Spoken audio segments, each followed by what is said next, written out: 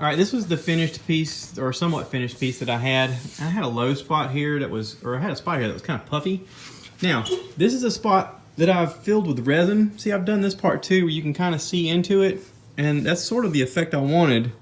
But for some reason, this right here just didn't dry correctly. Like, it's all puffy and squishy, and I just started like touching it, and it was peeling off.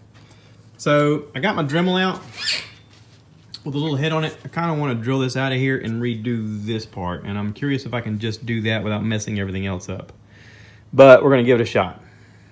Okay, I smoothed out the edges here, and I kind of just kept doing this until I could get to where it wasn't peeling off super easy, and then I kind of blended it into what was around it. Now obviously I got to clean this up so you can see more. But if I touch through here, this feels pretty good. It doesn't change texture until where I had removed the spot anyway. So I'm gonna clean this up and we'll see what we're working with.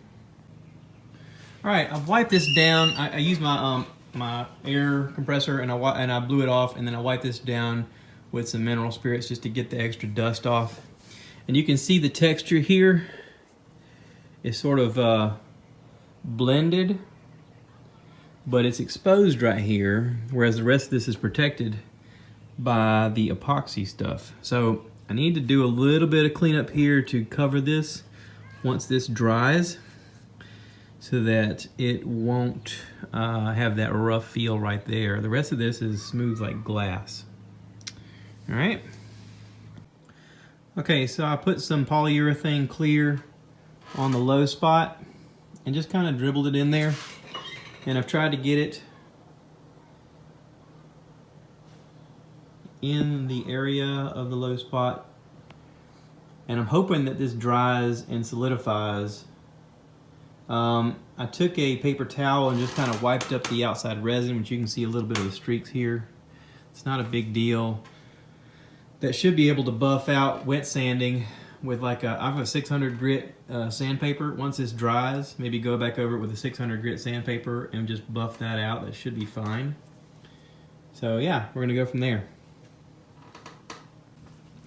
Okay, this is the second piece of wood. I've gone back over and I've used more of this Durham's water putty on the low spots. I had this filled in with some resin stuff that just did not harden.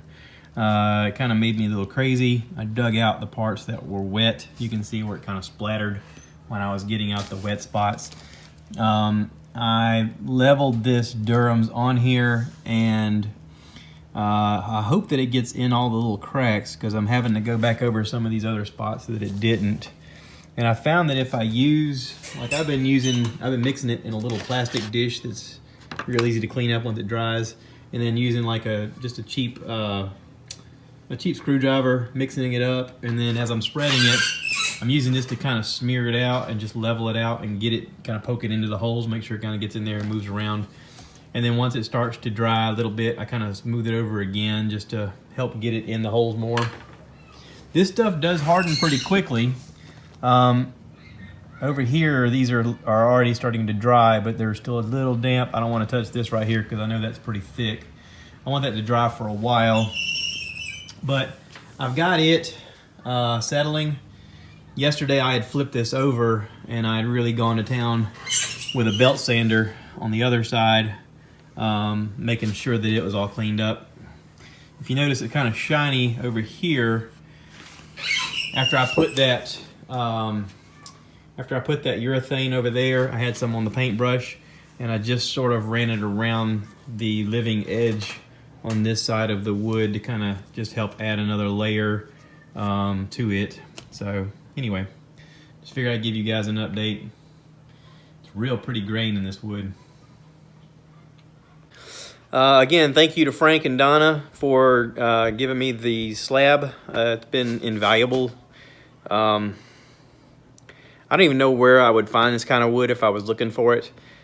They got it from a lumber yard, or a lumber yard in Ainer, South Carolina, which is about probably 35, 40 minutes away from here. And I think it's just because of the relationship that Frank has with the guy. He buys a lot of wood because they're building a house using that wood. And whenever the guy gets pieces like this, he saves them for Frank, and he's like, hey, you want these? But it's a really interesting piece of wood, really hard to get for me. I just lucked up and they gave me a piece. So thank you to Frank and Donna. I really appreciate it. Is this freaking you guys out if you're looking at your phone and I'm spinning around in my little spinny chair? I'm just doing this because I'm in my garage and I got a spinny chair. That's what you do when you have a spinny chair and you're an adult. You can just spin anytime you want. Okay, enough of that. Hope you guys are doing well. Take care. Thanks for watching. All right, so dumb me had to touch it while it was still hardening, and I had to get rid of my mistake. So there you go. I gotta fix that, and then I'm gonna go back and sand it and finish it and go from there.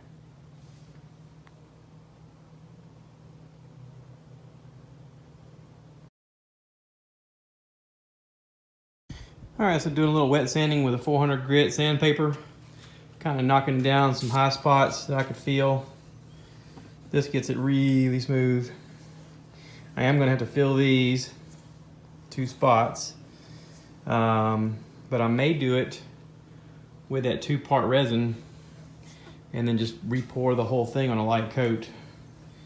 I haven't decided yet. I'd like to figure out how to get it just in those 2 spots without having to do the whole thing. I don't know if I can do that, but I'm gonna give it a shot. I'm letting it dry really good. And you can see how it's kind of scuffed up now that I've done it with that 400 grit. I felt of it, it's smooth. I'm gonna wipe it down again so that I get all the little tiny pieces of debris off of here. And then I'm going to mix up some of that epoxy and pour into here first and then level out through the whole thing. I've raised this up to get it off of the wood, and I've had to put some pieces of bandana under there to kind of level it out. I've used my level over here to make sure it's level.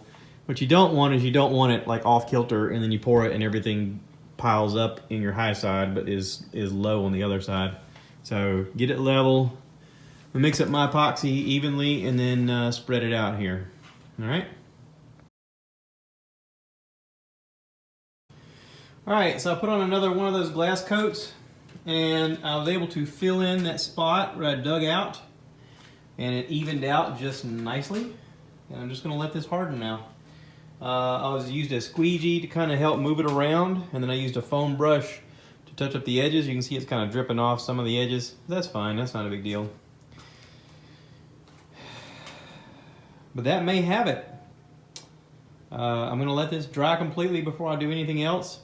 I used the heat gun up here and just kind of moved it around over here on low. It has tiny bubbles in it, and the heat gun helps lift the bubbles out so that you don't have bubbles in your finish. So yeah, pretty cool.